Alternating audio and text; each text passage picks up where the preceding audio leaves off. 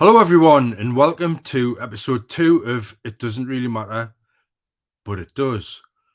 I'm your host, David Craig, and I'll be chatting with my guest very soon. Just to recap what this is about, it's basically about positives and loves, the things that you love doing when you were a child, the things that you love doing through your teens and adulthood, and how things developed and changed as you start experiencing life in different ways.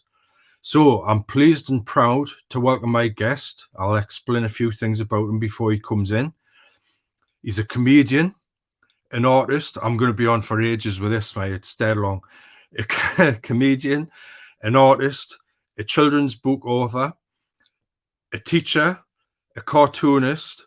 He's a podcaster, an actor, a writer, an ex-rapper, which I know he was doing before he came on as well, a graffiti artist, an ex-bouncer, and a Santa spotter, which is something not many people are.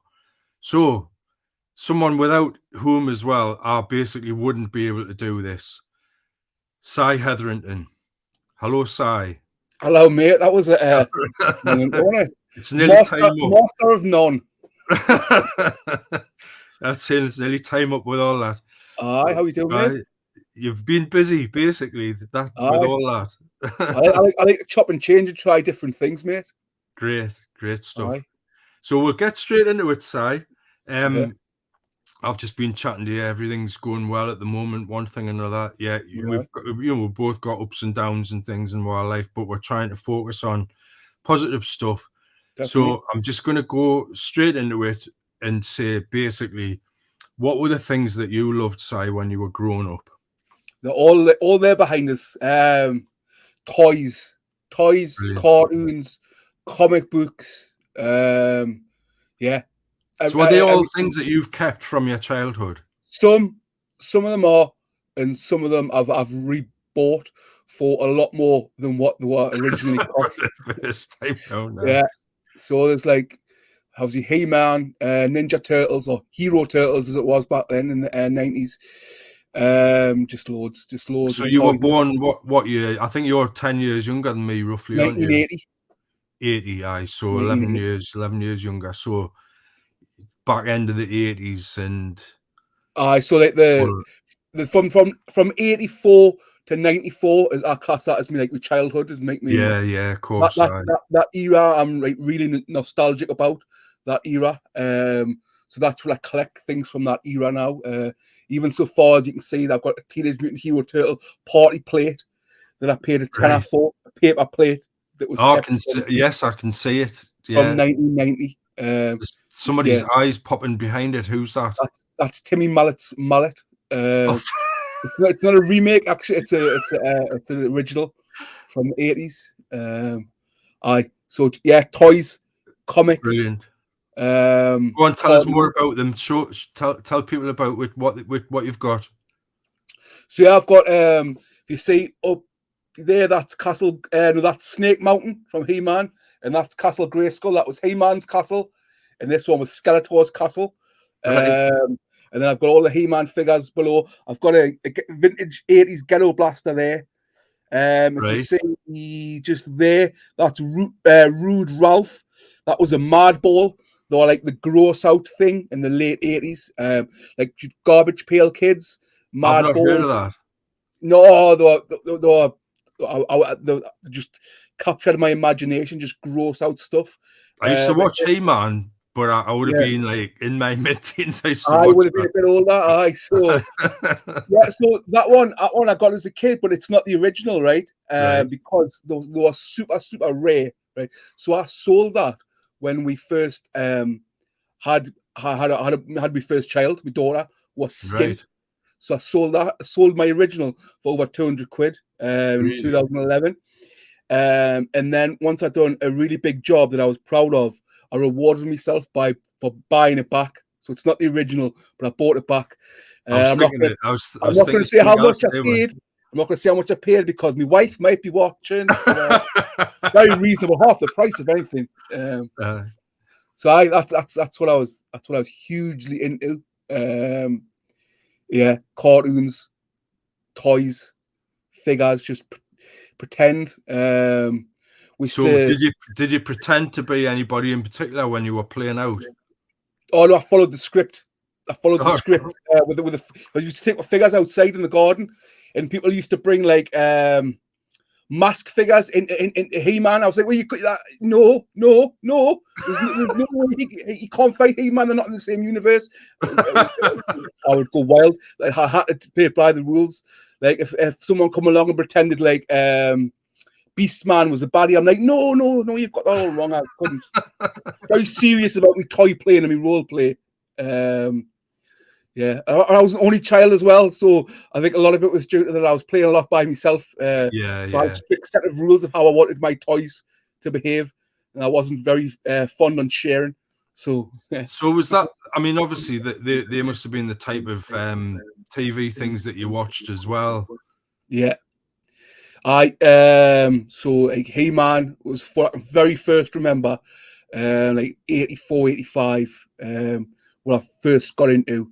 Also, Orville. I've got Orville up there. I used to go to my nana. My nana was my favourite person who ever lived. She was blind. We actually moved into her house after she died, council house. Right. But we used to go to her house almost every day after school.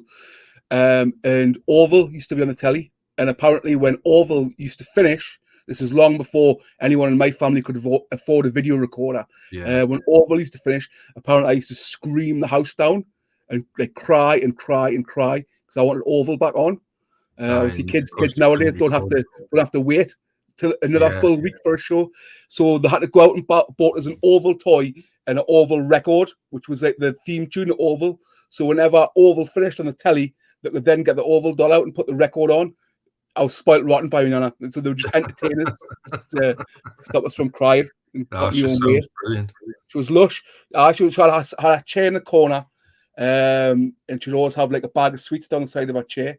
I say she was blind. She had like black bullets, and rhubarb and custards, and all like sucky sweets. Nana sweets.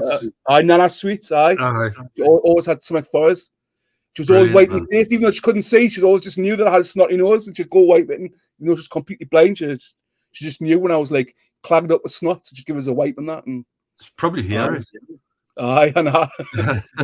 So in her house, going there after school, that's where I used to watch He-Man, and because they had a colour telly, we only had black and white. They had a colour telly, so I used to go there and get to watch me cartoons in colour. Oh, it's brilliant! Like, it's mad how old that makes me feel now. Like what kids have got, but I had a black and white telly, so I had to go to my nana's to watch me cartoons in colour. Yeah. Kids I love that period, like the nostalgia of that period. I just still love it now to this day. Kids now. I mean, I've got grandparents, and the eldest. When we put it, I like playing things like Laurel and Hardy and Norman Wisdom films and stuff, things like that. It's in black and white. I don't want to watch it. And they're like, no, just watch it. You'll love it. Yeah. And 5 minutes later, absolutely love this. And then they come back. Can we watch that again?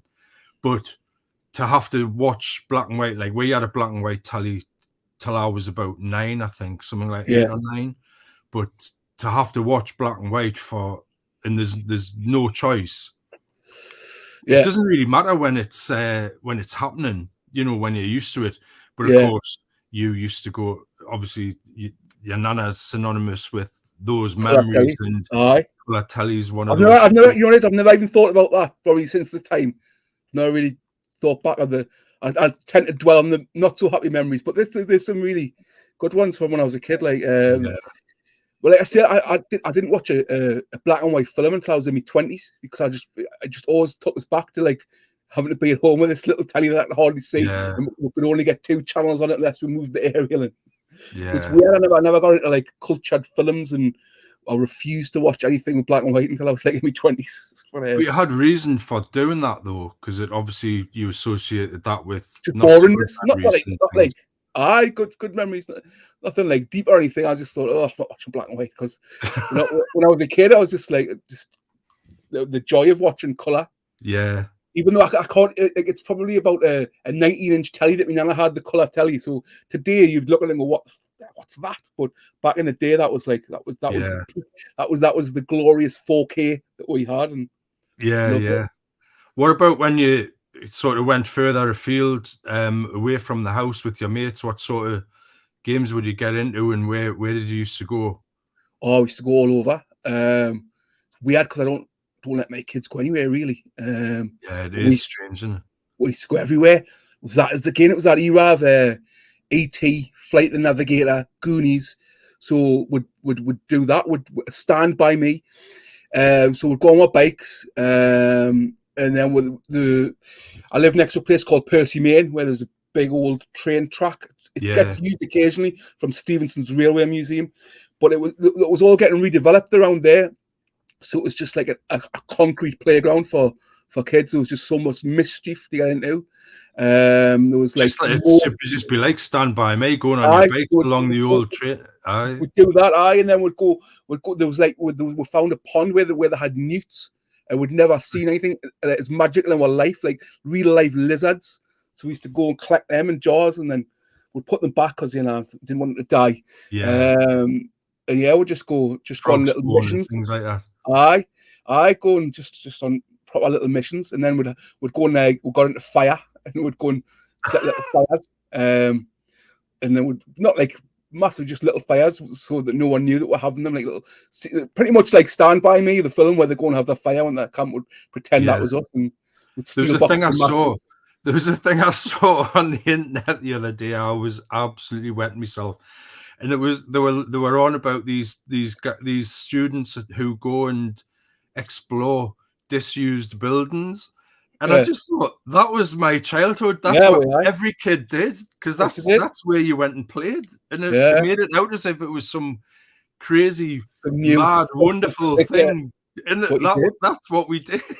We had loads of factories, like old factories that we used to get into, whether legally or not, would get into them. There was Welsh's toffee factory where my aunt used to work, and we used to somehow manage to get in there and get sweets. Still had sweets. Oh, was it still going? All right, I thought so. That wasn't a disused building then. It wasn't disused. But you had a reason for going in. Get sweet. There was loads of old factories and industrial estates, and the fish quay was different to what it is now. Do you know what I mean? It was just under development, and there was just so many little places where you could go and investigate and climb over fences and get into things and get into mischief. Yeah, as kids of our generation and beforehand would have done, but it's like you say, my kids and your kids, you get to a stage now where it's difficult to let them. I don't think there's as many fields, there's not as many places for them to go roaming about. And I don't know, it's weird though, isn't it? When you think of the scripts and things that we used to do and places used to. All that land that I talk about now, it's all housing. Yeah. It's like luxury housing. I think, some of the estates used to be one abandoned pub and just covered in graffiti, which we'll get into that because that was something that I got into. Yeah. As I got a bit older. We'll get into that now because basically the next bit is your teens. Things start changing a little bit when you're getting into your teens. So you mentioned 94 is that sort of childhood period when you're 13, 14-year-old. Yeah, that's starting to get into much more mischievous activities. So that was when drinking started. Experimenting. Cider in the park and experimenting with smoking other things and different chemicals and just getting into more mischief. Is this just like your mates, just the kind of things that everyone done. It wasn't like we had to say that taught everyone the same, but everyone that went to my school did the same thing. You used to go out in gangs, but they never fight. We used to meet up with different groups of lads from school and or lasses, and we'd meet up in different parks. Sometimes we'd hang on with one group and then another, and it was just everyone just flew about on the estates, and we lived so close to the coast. We go on the beach. We go on the beach all the time. Time out's fantastic. Time out, that's where we used to go because it was obviously just hop on the metro. Obviously, you wouldn't pay a ticket. It was like 2 stops from Meadowell to Time Out, and then go to the beach. So Sound. It's great. Yeah. I loved it. I was never in the house. And then I'd come back in whatever time I had to be home. And then when I got home, I'd go and play on me either Nintendo or Sega or whatever. I was into game consoles. So yeah, I was out the house from pretty much. I'd go home, have me tea, and I was out all night. And I was back home and I'd play on computer games till about midnight. And then I'd go to bed and get up late for school every single day. And the school was the next street to me, and I was late every single day. Like I was exactly the same. I lived within shouting distance of the school, and I used to basically get in just as the bell was going every day. Yeah. As I got older, I was later and later. When I was walking, the yard was completely empty. And there was one teacher, Mr. Cummins, I think he was. He wasn't my form tutor, but he sort of shouted his buglers, get in there now, and all this. Every day walking in late, just trotting along, or me headphones on, listening to probably after dark music, like happy hardcore with MCs or NWA or something like that. Just in my own little world. Yeah. Brilliant, man. Brilliant. So, I loved school as well. I loved school because it was school I went to, Norham. It was just like I don't want to say rough, because it was, but it wasn't like it is now. It wasn't like, do you know what I mean? Massive brawls and knives and nothing like that. Yeah. It was just naughty. I can't remember any centre than just naughty. Loads of lads of the 90s doing stupid, naughty stuff long before the days of camera phones. Do you know what I mean? Just absolute stupidity. And I was always the encourager. Do you know what I mean? I'd like encourage people to think, I'll do that. It'd be hilarious if we do that. Do you know what I mean? get people to do rad stuff that would get them in trouble. Examples, how are you? Oh, just loads of stuff. When the French teacher, Mr. Hinchcliffe, left the room, I encouraged one of the Dippia kids, that was a word you were allowed to use it back then, to take the handle off the door so that the French teacher couldn't get back in. Took the handle off the door, and the French teacher was like shouting, and I thought, put it out the window, chuck it out the window, chuck it out the window. So you'd be the one orchestrating. Oh, it wasn't just me. There was loads of people who were like slightly smarter, because I wasn't in the top sets or anything like that, because I just didn't put any effort in. But I was slightly smarter than some of the other kids. And I kind of knew how to manipulate them to get me on way. And I just knew what would be funny. And everyone used to always agree with me ideas, that there would be funny ideas and that it would be a hoot to do. But they would be the ones doing them. They would be the ones getting into trouble, and you just watch. I'd still get in trouble because I'd always give it away by laughing. And people would grass on you, and they'd say that I told them to do it, and did. It's funny. The teachers obviously knew you. I got almost the teachers, so I think they did laugh at quite a lot of the stuff I'd done. Yeah, I think I was quite witty for like someone of my age, and I remember making teachers laugh quite a lot, like just banter and jokes. So yeah, I wasn't a bad kid by any means. I was just daft. I think some teachers, when you get a kid like that, like you're describing yourself, I think some teachers will probably look back at their childhood and there'd be like a sense of admiration and wish that they'd been like that. Of course, you know? Of course they would. It was never nothing serious. Well, there's a couple of them, but the majority of them were we'll not get into them. No, we're not getting into them. The majority were just daft, just absolutely stupidity, just out of boredom for whatever we were doing that I felt wasn't interesting us. I would then had a super low attention span, and so did most of the kids I used to sit with. We used to just it was just constant mischief, very little work, constant mischief. So what was your favourite subject? I'm guessing art, but it wasn't actually. It was drama. Was it? Drama, yeah. I loved art as well. So pissed off that you could only choose between art, music, and drama at school. Yeah. Because I loved all three. Yeah. Even though I was terrible at music, I couldn't play an instrument to save my life. But I liked it. I liked the lesson. So I would have definitely chosen those three over like anything else. But yeah, I regret not doing art. But then again, I love drama. I was just topped it because that's what I wanted to do for a living. That was my dream, was to be an actor. Because I never thought artists made money. That was never. Yeah. I didn't picture someone from a council estate making money being an artist. Yeah. Whereas I could see people who from council estates going on to be actors, working class actors. But I didn't know of any working class artists. The only ones I knew were graffiti people, and they didn't get money. They didn't want money. They'd done it for like that anarchy and rebellion or political messages. Were you doing that? Were you doing graffiti around that sort of time as well? Right, I'll tell you, I was never a graffiti artist, right? So I don't know how it happened, right? And this was the first time I got arrested as well. So me and my mate, I'll name him. I'll call him Chris with a K. Right. Me and him, we watched some documentary. I think it must have been Wild Style or something about graffiti. And we're like, wow, it's amazing. Loved it. Loved all the different characters they've done and all the wild style tags and that. We're like, that's amazing. Yeah. But we're also into shooting stars. It just come out. So we're into like the absurd comedy, you know, just would never seen anything like it. Dick and Bob's Big Night Out and that were huge into that. So we wanted something daft, right? So we'll try to think up what we could call ourselves, what would be what tag. And there was a family who just joined Emmerdale Farm. It's called Emmerdale Farm at the time, called the Dingles, right? Yeah. So our tag was the Dingles. Now, what we didn't seem to get is tags are meant to be 3 or 4 letters, so you can tag them and then you're off. Yeah. So we went out. We went to the bowling green because they used to leave the shed very easily accessible, right? So we went into the shed and we stole the big paint that used to paint the lines with. Right?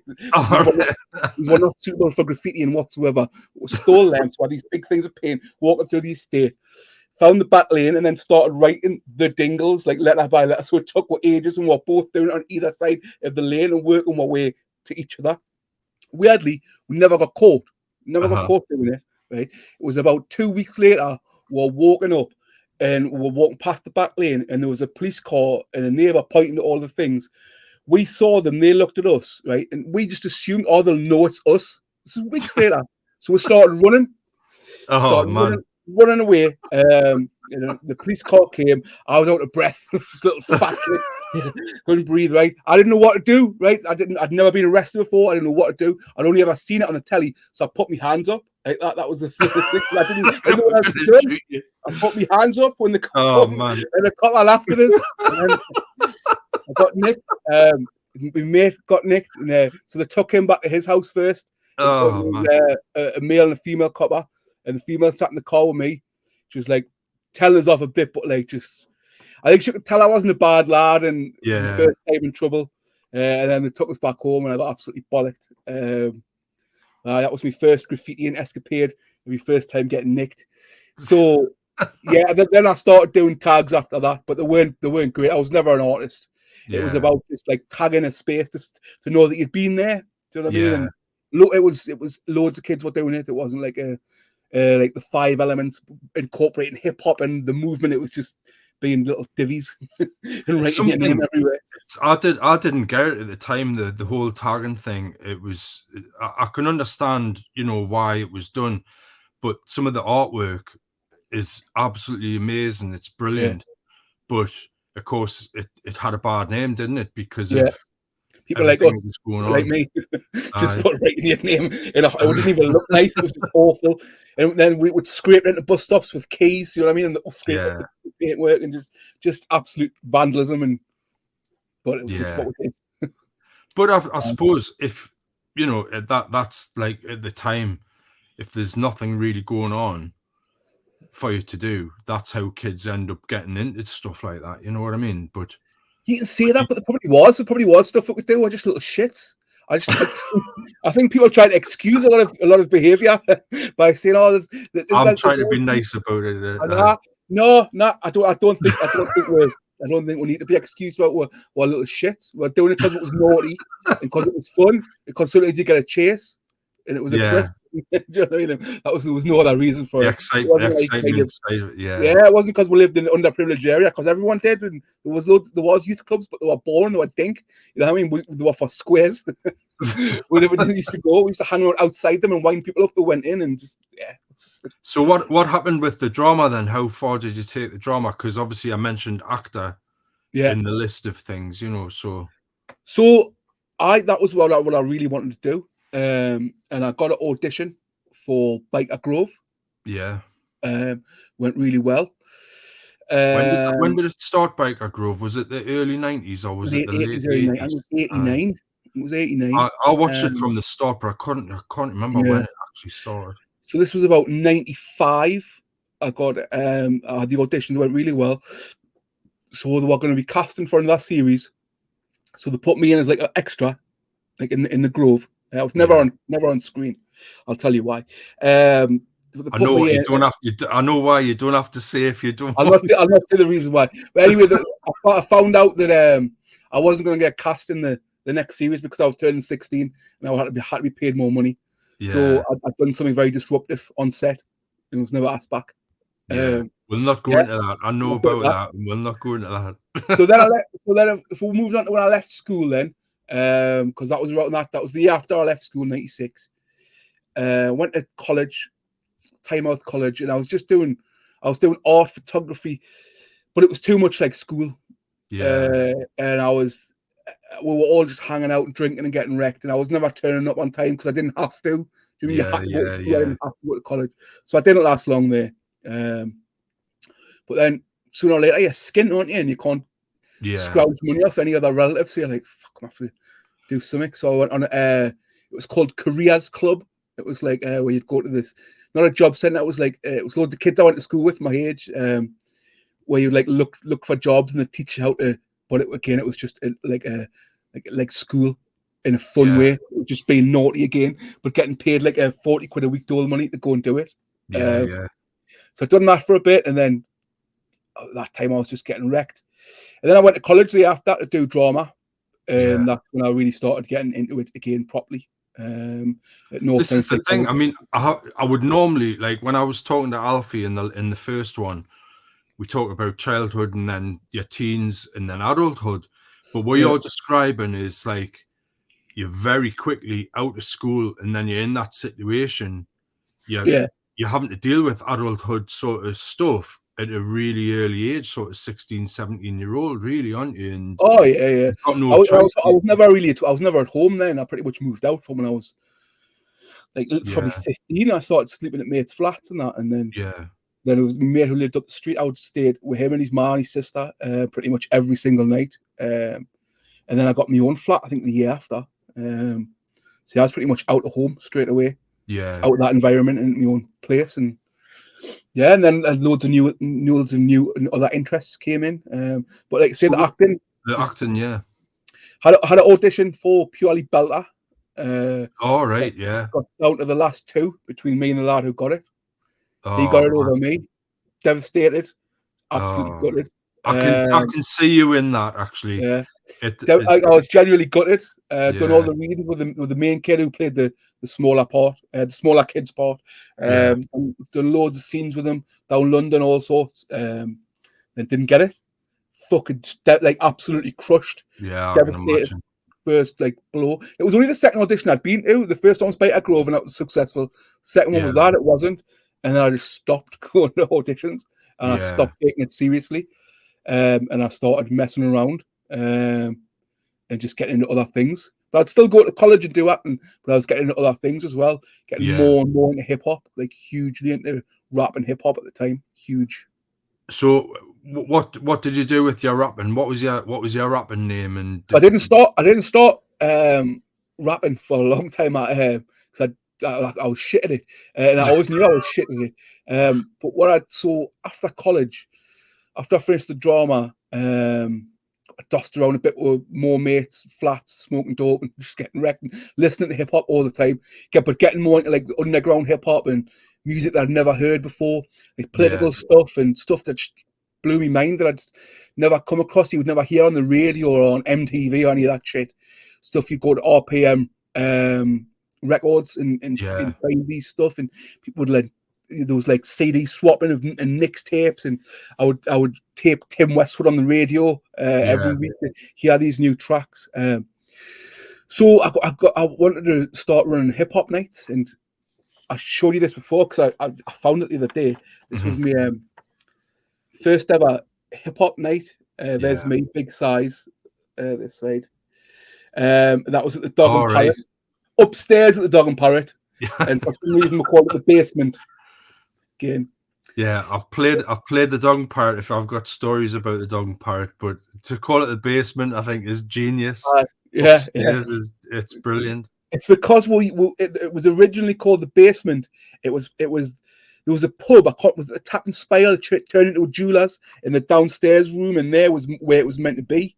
So it was Yeah, called the that's right, basement. because I played there downstairs in the Tap and Spile. I played Yeah. there before as well. So it was meant to be there 2001, but then that closed, so I had to find a new venue. So we moved it to Dog Right. and Parrot. But I'd already called it the basement. And I'd put it out on do you know what I mean? That's what it was called. That's what my gig was. So that's where it was. The Dog and Parrot upstairs called the basement. So how did it go? Probably not great. I had to hire a set of DJ CD decks, and I couldn't mix for shit. I'd never done it in my life. But I had it in me. I always get these things in my head. I'm like, right, well, I can do that. I can do it. So I'll just chuck myself in the deep end, just go and do it. So what I would do is I just like I had on one deck one song playing, and then another song queued up, and I would just lower the volume on one and raise the volume on the other, and that was me mixing. And I saw people walked out. Honestly, people walked out.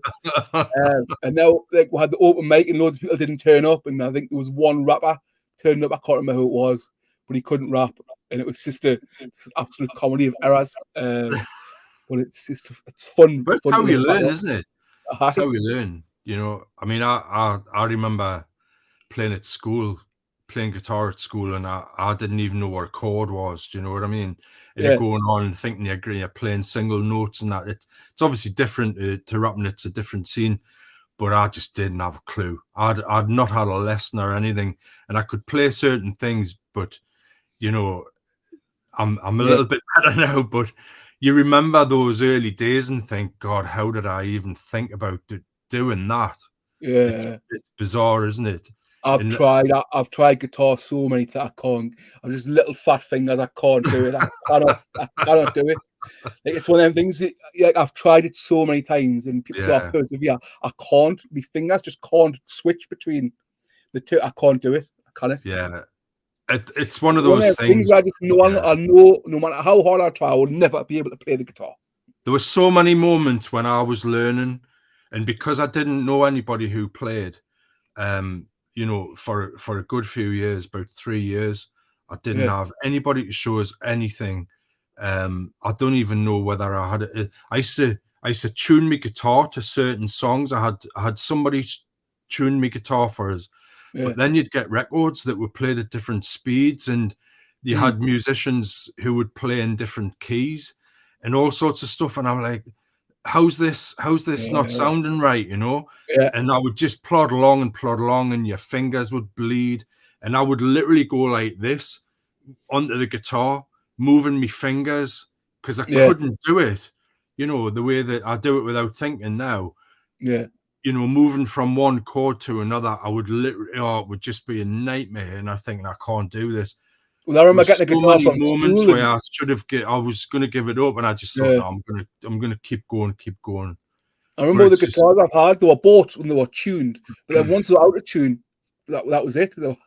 I couldn't use them. And you don't know what to do with them, do you? Absolutely, I'm tone deaf in more than one respect. But yeah, I just couldn't do it. Couldn't do it. Love it. I admire people who can do it. Know loads of people who can, but it's one of them things. I'm like, nah. I could play, like, you know, little things, and I could play a couple. But one of them things I know I would never be great at it. So I was like, nah, there's no point. There's no point. But you do so many other things as well, though. So it's, you know. Yeah. It just didn't connect for us. The guitar or even keyboard. I tried it. I just couldn't. Music in that way wasn't my thing. Like, no. Yeah. So we've gone through. I mean, I went through a huge list at the start. Is there anything else around that sort of late teens, early adulthood sort of time that you started doing? You know, things that you started loving. Just getting wrecked. Like, does that count? Well, it does, because if that's what you went out with your mates and going clubbing, so not so much running the events, but going to the there was a gay club called Rock Shots in Newcastle. But they used to have a back room, and the back room was a hip hop room. So I mean, it was a gay club in the main room. It was completely a gay club, but the back room was just completely different. It was set out different. It was like properly like a hip hop event. I went it a was couple of mint. times. I went a couple of times in the late 80s, and it was a gay club, and it was, you Yeah. know, it didn't bother me at all that it was a gay club. The music was unbelievable. I'd never, you know, the music scene in that club was just brilliant. So I can Oh, it was imagine banging, yeah. sort of 10 years on from then, it would have been the place This to was like be, you know? 2001 to Yeah, 2002 was when I was going. Every single week, Wednesday night at hip hop, Wednesday night yeah, at Rock Shots hip hop night, and it was £5 in, and all yeah. your drinks were free. Really? Aye. Like, there was a certain amount, like these cheap bottles of alcohol pops, but they were Yeah. free to drink as many as you wanted for £5. That's mad, that, isn't it? So it was just absolutely amazing, just mint times, all the after parties, meeting new people, and then getting more into seeing people who actually were good at graffiti and like being like properly part of the hip hop scene, meeting the actual people who were like really good at it, Yeah, yeah, just hanging around with them, just making loads of new mates and just having a mint time.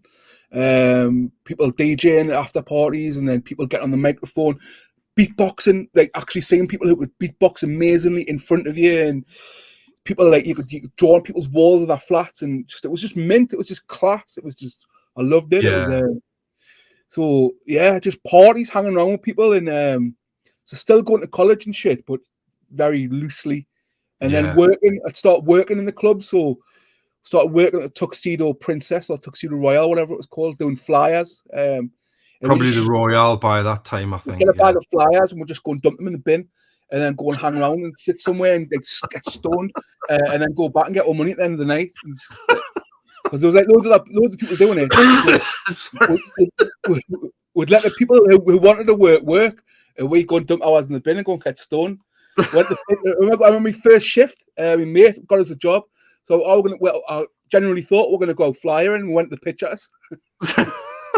Went to see Con Air, and then we went Oh, back and man. got our money. It was And fucking got brilliant. paid for it. Yeah. Got sacked. It all come to a close one night when we got sacked, Aye. and it was a gangster family, and one of the henchmen pulled up on her, and we all started having a go, and it could have went west, but we thought, nah, we've been lucky for a year here, like we've For a absolutely year. You stole a got away living with here. it for a year. I Oh, was man. still living here for a year. No, that's crazy.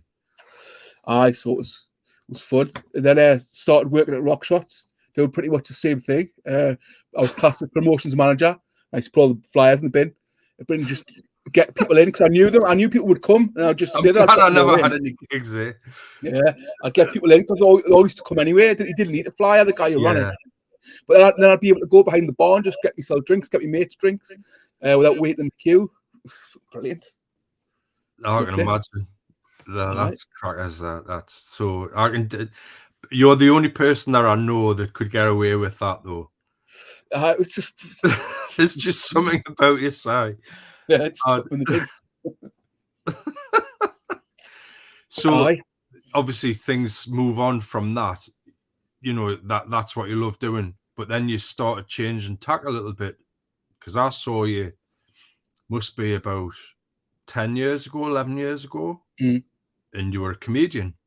So in between that, so if we move on to like 2004, I went back to college again to do drama again, only because my mates were going there who'd done drama a couple of years previously, who had met at parties and that.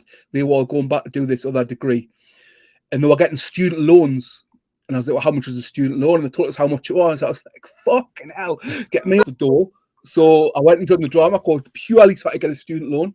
And just made loads of new friends. Friends I'm still friends with to this day. Like really close mates. But yeah, I just enjoyed the drama.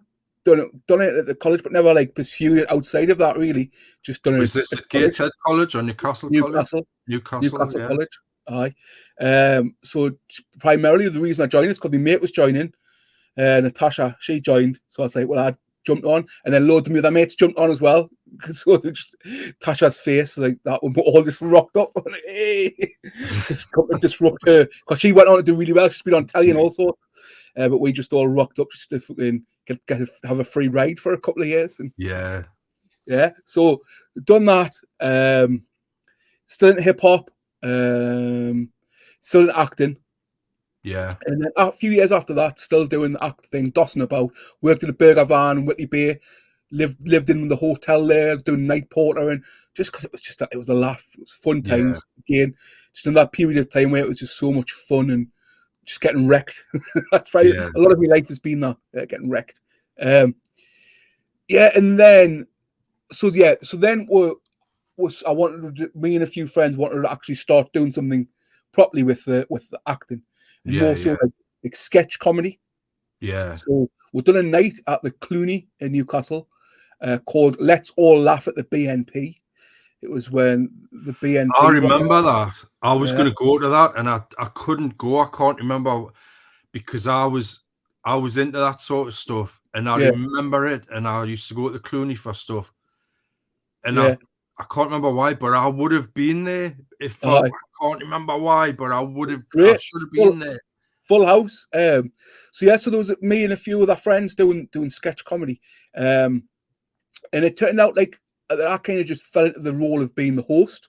Yeah, it just kind of turned out that way that I was the host. I'd never done any kind of stand up, anything like that, so I was the host of it. And we got a letter.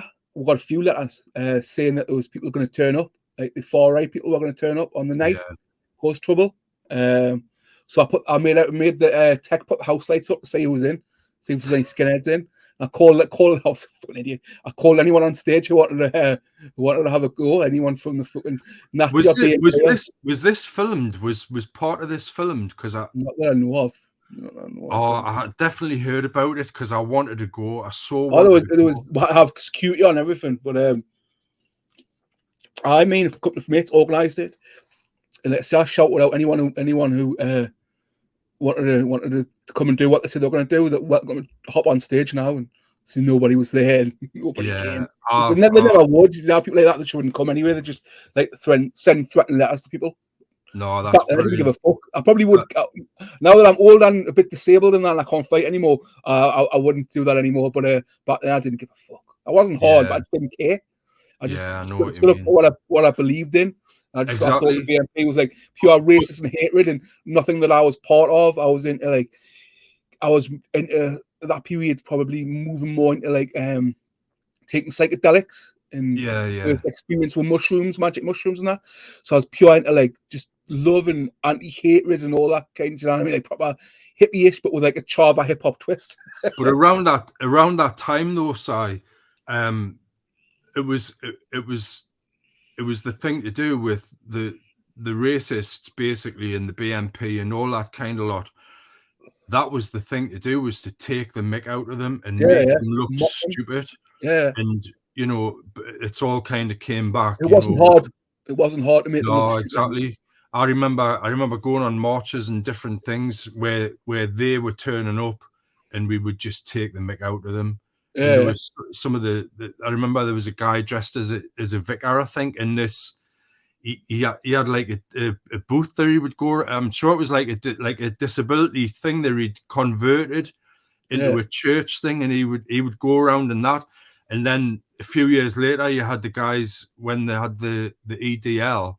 They became the European Dance League, and they would turn up and they were DJing.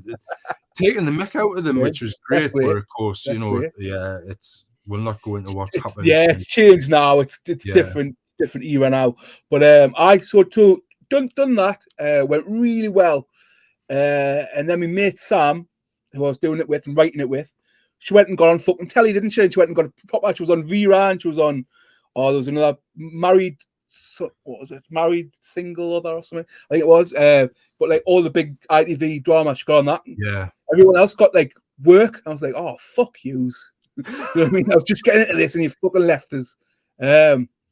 So I don't know how it happened. I kind of was just thought about how that night it went, and I thought, well, I wonder if I could do stand up. So I could give it a go. And then I went to the Dog and Parrot because I was meant to be on. I booked myself in for a month's time, so I went there a few weeks before just to watch. And I'm not going to say I can't remember who was on, to be honest, but I remember thinking, fucking hell, I reckon I could do that. And I hadn't even written anything like properly. Yeah. So Dan Willis was the compare, and I went up to him. I says, I'm I'm booking in to do this in a couple of weeks, mate, but I can have like 5 minutes now. I had a few drinks and that. And I jumped on and went really well. Really, really well. I was like, whoa, hooked, instantly hooked. And then done the Clooney. You've got to have some balls to do that, to just love that. Just I've always been like happy to be the center of attention kind of person. And so I done a gig at the Clooney, went really well, and then booked myself in stupidly for the comedy store and all this kind of stuff. Just threw myself in, booking gigs in London, and just chucked myself into it. Yeah. And then it just went. So when did that start? 2009 was my first gig. Yeah. So you'd been doing it for a couple of years when I saw you. Aye. Yeah. 2009. I saw you when it was Simon Donald's. It was called Fuckwits. Yeah. Which it was like crossword, wasn't it? But there was no clue. You just put the words in, and it sounds. I was hammered. Yeah, but it sounds daft, but it worked. It was really, really great. Yeah. And I can't remember who else was on, but I'll never forget you. I saw you, and there was a group of people, because you were like in character almost as a Chava, weren't you? Yeah, I was always coming up as a Chava on stage. It was hilarious, and you had your little bag with you. I can't remember what drinks you had. But I remember there were people on the works due from the civil service or something like that, and they all walked out halfway through.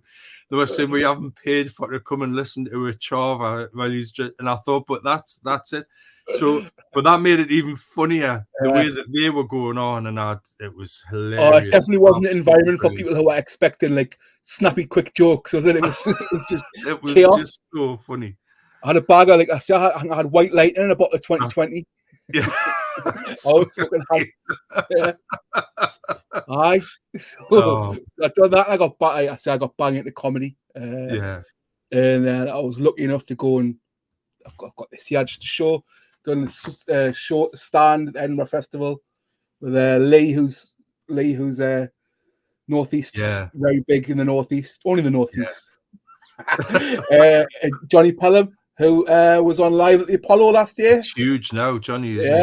Yeah. Lee's brilliant. I love going to see Lee. I think Lee's one of the funniest. Like he's so overrated. Yeah.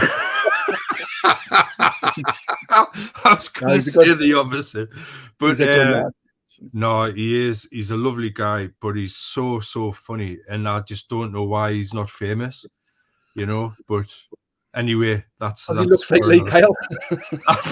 Yeah. We'll edit this bit out. Yeah, no, no, Lee. No, it was great. I see, I made loads. Still in a group chat with Johnny, Lee, and George to this very day. Yeah, that group chat must be about 10-year-old now on Facebook. So even though I haven't done it for years, still chat them all the time. Yeah. So yeah, I've done that and kind of plodded on, and that's when 2011 when I had my daughter. It's kind of comedy wasn't paying the bills, so I thought I had to think of another easy way out. I never wanted to work a 9 to 5, so I was like, what can I do? What could a big meat-headed guy like me do? I'll be a doorman. So I went. So I started being a bouncer. Whitley Bay again, and it was great in Whitley Bay because I knew everyone there, so no one. I never got any lip or any bother, and that's but the money was shite. So then I moved to work for another firm doing Wallsend and Howden, all these rough places. I've done that for about a year, then I quit because I was like, that's not for me. But luckily the comedy was taken back off, and I was running my own gigs, having big name acts on. And I was doing it for a living then for a while. So, I mean, it's great that happened. And you were in a movie around that time as well, weren't you? I was the Stag Do movie. Zora and Jimmy FNA Films. So in that was I hadn't done acting for years. They kind of approached me. I can't remember where they'd seen us, but they'd seen us somewhere. Done that. That was amazing fun to do, man. I mean, this is a bizarre coincidence as well. I'll say the scenes where we're getting wrecked in that movie, where we are wrecked. I can We are imagine. wrecked. I've seen it. Yeah. I've got the movie. It's well worth a watch. The Stag Do, Stag Yeah. with 2 G's.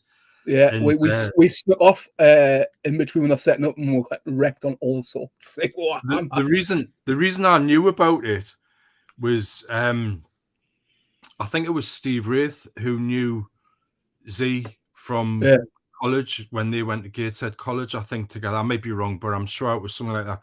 And yeah, Steve said they were making a movie and they needed a few people. They didn't have loads of money for making it, yeah, and they needed people to help out. And I was a student again at the time, and I was going to go down with my car and literally say, "Look, I'll be a runner. I'll do whatever yeah, you need done." And the day that I was going to go, the day before, my back completely went and I couldn't move. Else I would have been on set helping out, and I think I'd already met you by then, yeah. but I didn't know Yeah, you. there was like, say that Bill Fellows was in it. He's there. Yeah, I yeah, love Pat. It's me, that fella. He was in Alan Partridge not long ago, the last series, bastard. yeah, Craig Conway was in it, who's been in loads of yeah. He's shit. been in loads. Yeah, Lost voice guy Lee Ridley, first yeah. ever appearance on camera. Dick This was Pounder. this was a year before he started doing comedy.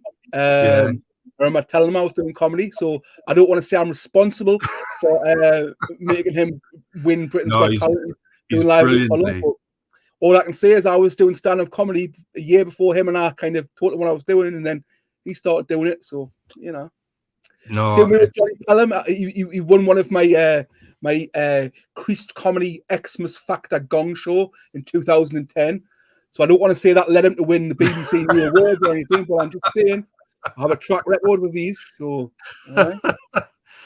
yeah, it's well worth the watch, the Stag Do, and Lee's in it as well. It's worth watching, even just for to see Lee as Dick Pounder. I've never watched it. I've never. Oh man! I watch it at the premiere. I can't watch myself back. I cannot watch myself back. And then of course I got to know James and Z. Yeah. They were the director and producer, and they did the We Are the Geordies movie, which is leading on to I Wouldn't Be Here if it wasn't for that. Yeah. You know, I wouldn't be doing this if it wasn't for that. So it all ties in. It's so linked. Zora and Jimmy are great. They are brilliant. Lovely people. Like lovely people. Yeah. Pure Newcastle. Oh, I haven't even touched on Newcastle United, obviously. Huge, massive fan. That was one of the reasons that got me wanting to be an actor. It was, again, and it's on YouTube. You can go and search it. When Newcastle United played Atletico Bilbao. If you watch it, at the beginning, I'm on camera. I appear on camera and I wave when the camera's going past. I was standing in the Milburn paddock when it was still standing area. Yeah. And the camera goes past me and I wave. Obviously, it was on telly, so everyone in school saw it. So the next day, it was like I was famous. And that's what made me want to do acting. I was like, I fucking love this. This feels amazing. Yeah. That was the reason I wanted to get into acting. So then every time there was cameras around Newcastle United, I was there. I was there at the very front when Shearer signed, the very front row on the back page of the Sun. You can just see my face. I've still got it somewhere. You can Google it. You can see my face. Yeah. I dyed brown hair. I'll have a look.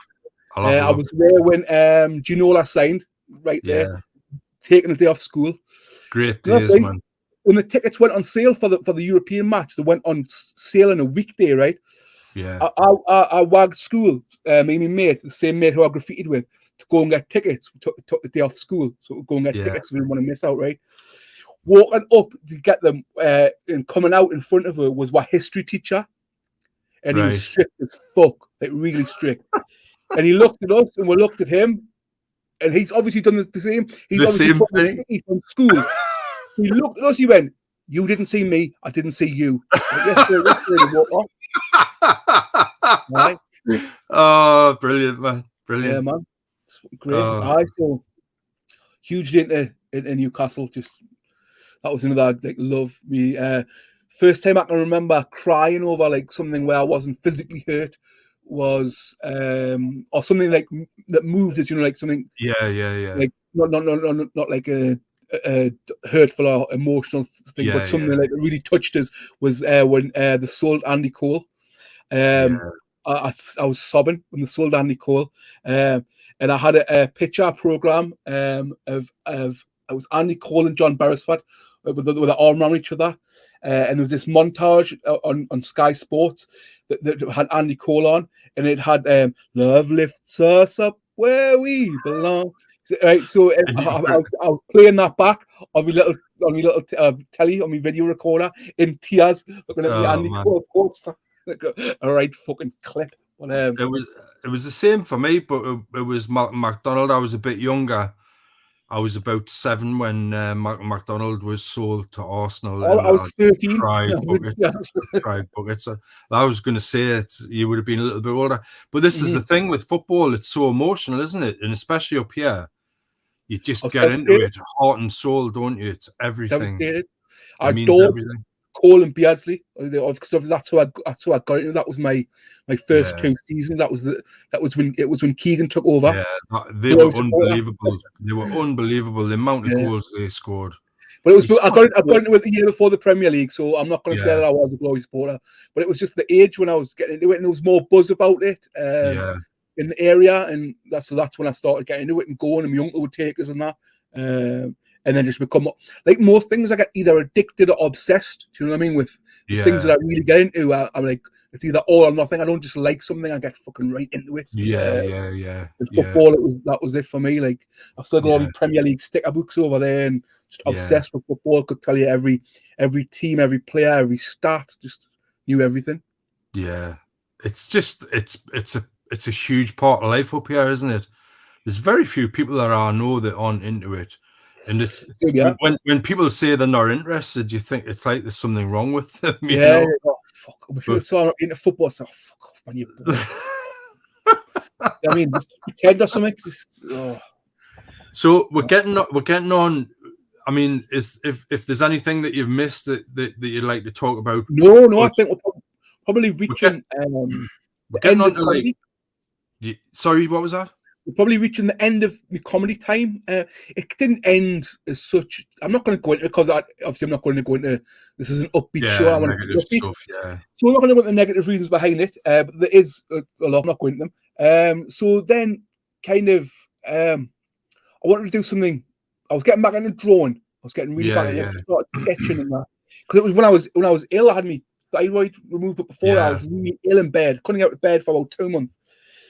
So I was just drawing, and I remember thinking, I'd love to do a kid's book. I'd always wanted to do a kid's book.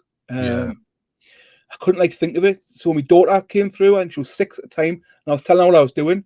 I was like, "Come on, and run some ideas past us." And we kind of come up with this creature called Colin, who had an onion head and sausage fingers, and that was it. That was the premise of the book. And it made us laugh. So we kind of created the story from there. And I didn't know what to do with the art style. I wanted it to be something different. So I decided my daughter was going to draw the majority of them in rough hand. And I would then edit them into being a proper illustrated book. And then that's Colin the Monster. Colin the Monster came out, and then we ended up having a book launch at the Stand Comedy Club. It was rammed, and the book went really well. Then I went around schools doing it. It's fantastic. I mean, I bought it for lots of kids that I know, friends of mine who've got kids. They all absolutely love it. It's a great idea. It's a lovely story. I seem to really like the idea because in the back of the book I showed me my daughter doing the drawings and me how I had to turn them into it. And when I would go to schools with it, I would tell them that anyone can create a book, and I would show them how we've done it in the processing. But I would also do a bit of comedy on stage to try and get them involved and get them a bit rowdy. And the feedback I got was amazing off the teachers because they were like, "Wow, they're not normally into guests coming in and talking to them unless they bring animals in for the day. But otherwise, they're not really. They sit there." But I got them involved and got them joining in and got them shouting out ideas. Yeah, so I'd go them on the board. They would come up with an idea and would create an idea for a book live in the front of the assembly. Kids would shout stuff out and I would draw it and would come up with names for stuff, and I'd take the mick out of them and just carry on with them like I would in a comedy club. So I did kids comedy for years. So that kind of done that kind of thing, and then had the idea of doing a children's book about mental health. I wanted a figurehead, And the biggest one I could think of, who was an advocate for mental health, was Frank Bruno. Yeah. Who kind of sent me book to his agent, pitched the idea, went for a meeting, and they went, "Yeah, let's do it." I was like, Yeah. "Mint, very good." Started I doing remember that. when you told us, and I wasn't allowed to tell anybody, and I didn't say a word for about a year, wasn't it? It's been a long time. It's still But not even out I yet. was so over the moon for you when you told us, and I thought, oh, this is So going to this be was brilliant. end of 2019. Yeah. Everything was good to go in 2020, and then some virus came into the world. It just kind of put the blocks on everything. Yeah. I was like, "Fuck, what am I going to do now?" Yeah. So sitting there, and I knew the schools were going to be shut. Yeah.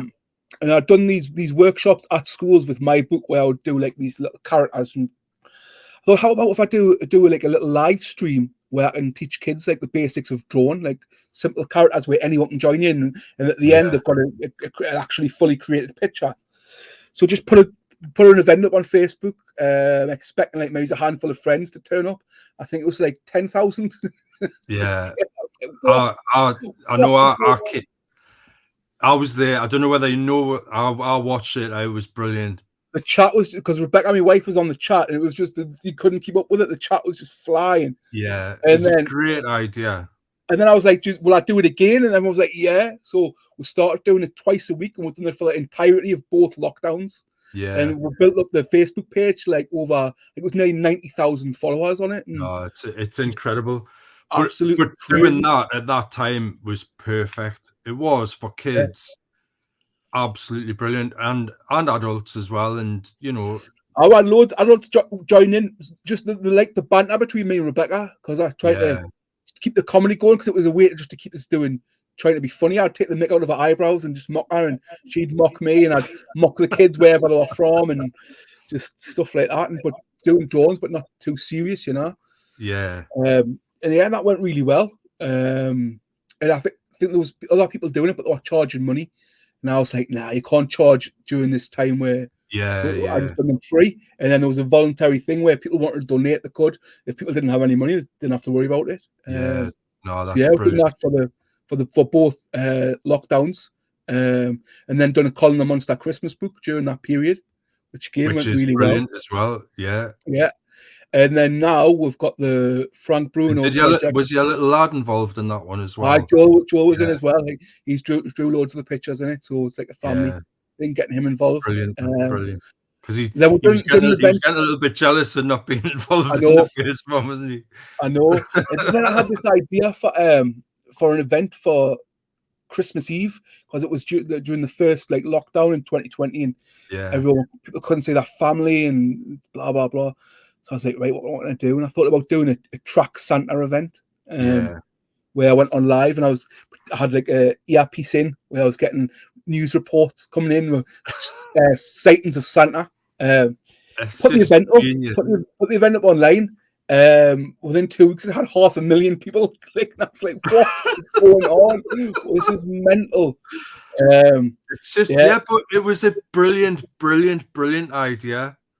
And I know then we've got scammers hitting and doing porn events. That's why you weren't doing it to make money either. You were just doing it for the sake of doing it. It was free, completely free. Exactly, which is brilliant. And then you get people who try and spoil it, which is not brilliant. Loads, like literally hundreds and hundreds of scammers.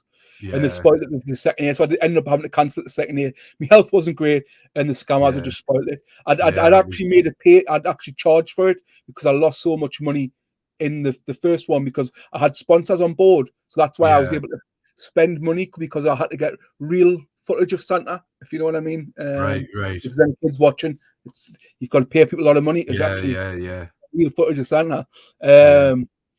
So that kind of ruined it, but let's not dwell on that. It was no. But it was a fantastic, positive thing to do, though. It really was.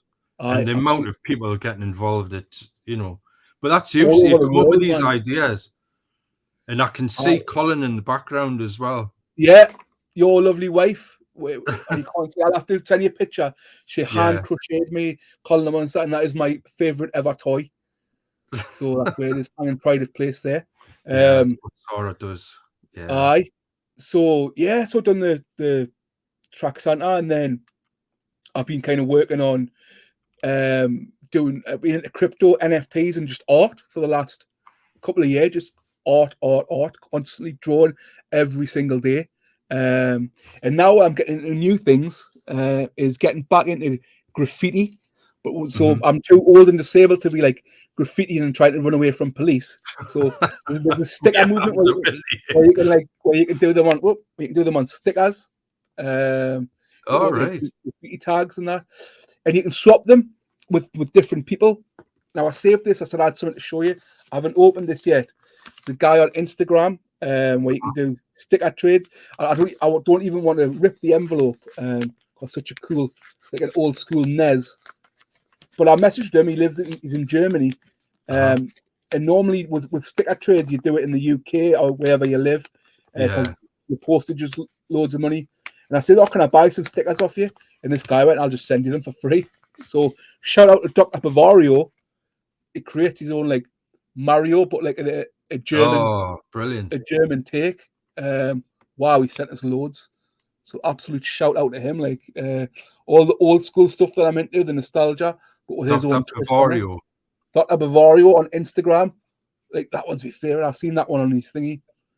That was one of my favorite games when I was a kid. So I'm getting back into things that I enjoyed as a youth. And so what's happening with the Frank Bruno thing? So it's coming out for sure this time. Mental Health Week in I think 19th or the 22nd of May. I haven't fully published it, but got the date. It's one of those days for sure. Right. So late May, 100%. It's coming out, and it's going to be an online resource where the books are going to be available for any child in the world. We're English speaking for now. Yeah. To access for free. So downloads online. If they haven't got tablets, I know that you pushed so it was going to be free as well. Yeah, I pushed for it to be free. I'm going to have to do one more little round of fundraising. So that's why I'm going to be on YouTube a lot. On my new show, The Abnormies, which I haven't even mentioned yet. So yeah, I'm going to be pushing that, and then that's coming out Mental Health Week in May. Because I was going to mention that's another thing that you're doing at the moment, and it's brilliant. I've watched the first 5, and I need to catch up on it. But if you want to explain what that's about as well, because it's brilliant. So doing the art scene, I've been getting into crypto art. It's like digital art, but people can purchase it and then own the rights to it. Again, it's very community focused, community driven. I made a bit of money off doing a charity drop off the Frank Bruno that helped raise money for the Frank Bruno books. Blockchain Andy, if he's watching, I want to give him a big shout out. Super supportive. But yeah, I met this guy because I started a project called the Graph Giraffe Gang, which was a project where it was basically a template of a giraffe, right? And anyone could graffiti it. Any disabled artist or artist with mental health conditions could graffiti this giraffe in their own style, and then they would receive the money for it when it's sold. And so someone put me in touch with a guy called Branda from Iceland, and who's paralyzed from the neck down. Yeah. And he paints using a paintbrush with his mouth paint. Yeah, I was like, amazing. That's cool as fuck. So what I expected him to do was to paint this with his mouth on a canvas, and then someone take a photo of it, and then may upload it digitally. But no, he doesn't just paint with his mouth. He paints digitally using his eyes. Which is it's just mind-boggling, isn't it? So he controls like a paintbrush mouse cursor with his eyes and paints, and he's just one of the most inspiring people I've ever met. He's like, say, paralyzed from the neck down, but he's refused to accept it. So he started being able to move little bits of muscles, and now he can move his arms again.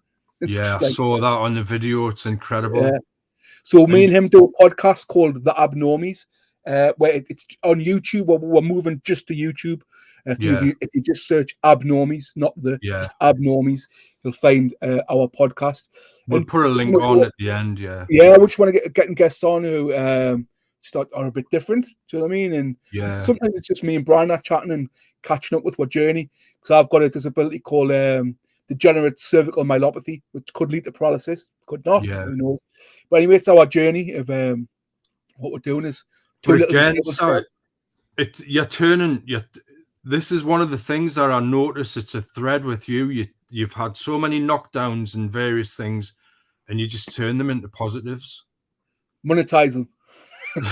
But not even that. It's just doing it for the sake of doing it. Yeah, A lot of the stuff you've done for nothing, you know. And I hate doing nothing. yeah, Like some people can sit and do nothing. I can't sit either. Like I can't just sit and watch telly or movies or anything like that. Like I watch YouTube now because mainly people who are on lives because I interact with other people. Do you know what I mean? I can't just sit and do nothing. I'm too fidgety to do nothing. Yeah. That's why the art's been huge since the disability. Like it's a massive part of my life now. Like kind of rekindled my love for it. And like it's been like since I don't know 2017, 18, pretty much every day doing something creative every single day as best I can. You've kind of used all of those things and looking to create positives, though, which is what I'm saying. Yeah, and just not to get a real job. It's never to get a real job. Well, I haven't even touched on the as we've mentioned, like that I got this on my hand after my first ever solo show because I thought if I get my hand tattooed, no one will ever take us on for a real 9-to-5 job in my life. So I was like, right, I'm gonna get me. Originally, I wanted my face tattooed so that no one would give us a job, but my wife wouldn't have it. She wouldn't have it. So we're negotiating, and I decided I'll get my hand tattooed so that I would never have to get a normal job or like a civilian job. Even though it's like common now, you can, but back then it wasn't. But you're doing all right. Yeah. I didn't even mention the tattooing. So I done tattooing at the same time I was in Whitley Bay doing the nightclubs and the burger vans and working and all that. I used to hang around tattoo shops and practice tattooing. I tattooed Paul Gascoigne. And the way you used to tell that story was great. Tattoo Gaza. Tattoo Gaza. That's a show in itself, though. That's a show in itself. I might bring it back one day. You should. My tattoo. That was a wild day. I've talked about it on many other podcasts and platforms. But yeah, it was a crazy day. But again, I suppose that was the love of art. But I didn't even say, for some reason, I didn't even put two and two together. But I was sketching all the time when I was practicing tattoos. But I kind of, in my head, I think that I hadn't done art for huge periods of time, but I kind of always had. You've always done it.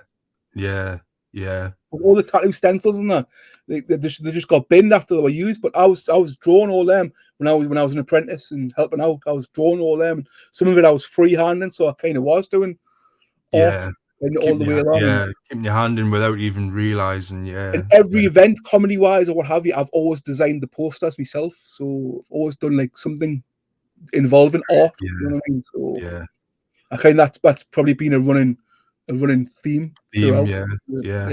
When I was a kid, I wanted to make comics. When I was a kid, that was the first thing I remember.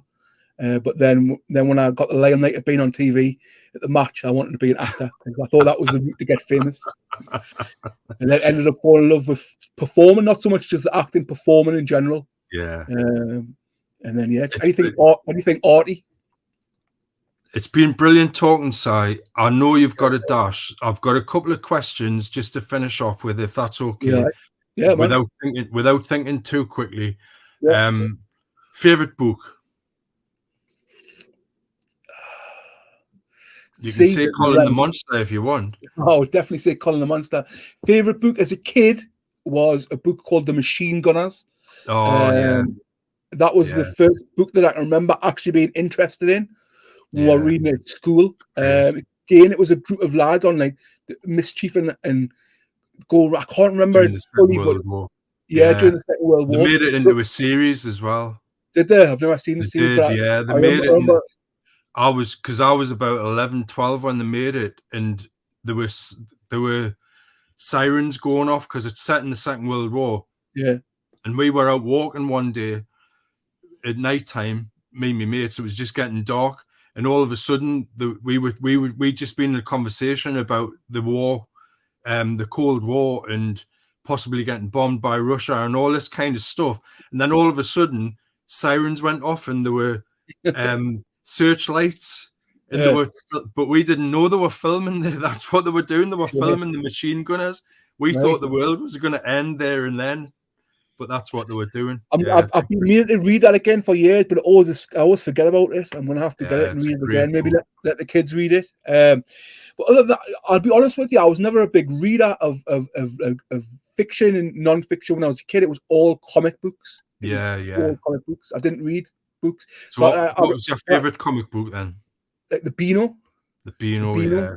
I used to read it every week. The Whizzer and Chips, all the old hand-me-downs that I got from family members, like the books from the 70s, Buster, the Dandy, the Jocks and Geordies, Ooh Wooly, just all them kind. That was what I had stacks and stacks of them. It's brilliant. It's brilliant. And then got into more like the Viz and the Smut and Zit and all that kind of counterculture stuff. And never thought I would end up being mates with Simon Donald, who created the Viz, like all them years ago. Just bizarre. Yeah, he's huge, a lovely guy. And now he's a mate. It's weird. It's weird how things come around. Like, and same with Frank Bruno. Watching Frank Bruno on the telly, watching him beat Tyson at school. Everyone at school watching it. Yeah. And now he's a mate. It's crazy, isn't it? Favorite film, Si? Oh God, how do you answer that? Just as a kid, without thinking about it, think first one that comes to mind. Dirty Dancing. Pick one. Sorry. Dirty Dancing. Dirty Dancing. Yeah. Oh man, I know every single. Oh no, because I wouldn't want. Then I want to say Home Alone. I said Dirty Dancing first. No, you've said Dirty Dancing. That's it. I'm holding you to it. Right. Nobody puts Baby in the corner. I could have been sat here for 10 years and it's still guessing, and I would never have guessed that. Well, the films I watched it when I was a kid. I don't know how rude we can be on this, but it was the first time I ever got a boner. Watching the two girls dance when she was teaching Baby how to dance. I was like, "What's this? Whoa!" That's a good reason for having it as your favorite film. Yeah, I love it though. I don't know, it's just nostalgic. I love it. My friends, female friends, love it. Oh, it's so 80s as well, but it's set in the 60s. Soundtrack, I love it all, mate. I'm not ashamed to say, I absolutely love it. Brilliant, man, brilliant. And Home Alone is a close second. Yeah. Favorite toy you've already mentioned? He-Man, Castle Grayskull back there. Yeah. Fantastic. Favorite ever. I spent hours just arranging all the figures in the two categories where we have one. We had the slime pit in the middle. I say it was just me arranging all these things on my bedroom floor. I had the little rug that was like where you do cars around it, and I had to turn it over when I wasn't playing with cars because obviously there was no roads in Eternia. So yeah, I was very much into the detail even back then. Yeah, He-Man play sets, loved them. Is there anybody alive or dead that you would love to meet? There's loads. Just pick one. Quickly, without thinking too much. George Carlin. All right. Yeah, just because he was the person that got us into wanting to really do stand up and give it a go. Yeah, I aspire to be this political biting comic, and it's weird. Like when you're learning your style, that just was never going to be my style. But I mean, he was genius, wasn't he? I mean, I only knew him for a long time as the guy who was in Bill and Ted. Yeah. And I didn't know anything more about him, and then about 20 years ago, started hearing more and more about George Carlin. I thought, who's George Carlin? And then some of the shows and things that he did it's just so profound, but he's hilarious. Hilarious. About 2002, I think it was, through reading Richard Dawkins' The God Delusion, there's the quote of George Carlin's quote at the very beginning of the book about the lie about God and religion. I'm not going to tell it because it's but go and Google George Carlin God religion quote. It's just, I was like, well, that's funny as fuck. That's mint and spot on. Googled them, and then that was it. Hooked. Watched every show over and over and over and over and over again. Just become obsessed with him. Got his books, and was wanting to go and see him live. 2008 was really saving up to go and do it, but then he sadly passed away. But yeah, huge. I would love to have chatted with him. I think he was just the funniest man ever lived, in my opinion. Yeah, the stuff that I've seen him do is just genius. It's pure genius. Yeah, he was hilarious, but he was so clever as well. Yeah, so I go along with that one. That's a fantastic. Someone's knocking on my door. Yeah, but is we getting it? No. Yeah, it's time for you to go and get the kids as well. Nah, rock and roll lifestyle. I've got to go down to the door. Probably the bailiffs. And then it's been fantastic, Si. It's probably been absolutely the car now. I'll probably have to do the school run with walking stick. Right, mate. It's been absolutely brilliant. Cheers, mate. I'll see you soon. All the best. And thank you, everybody, for watching in. And like and subscribe and have a look at the stuff that we put on after this. It doesn't really matter, but it certainly does. All the best, Si. Cheers, mate. Cheers, Davey. Ta-ra now.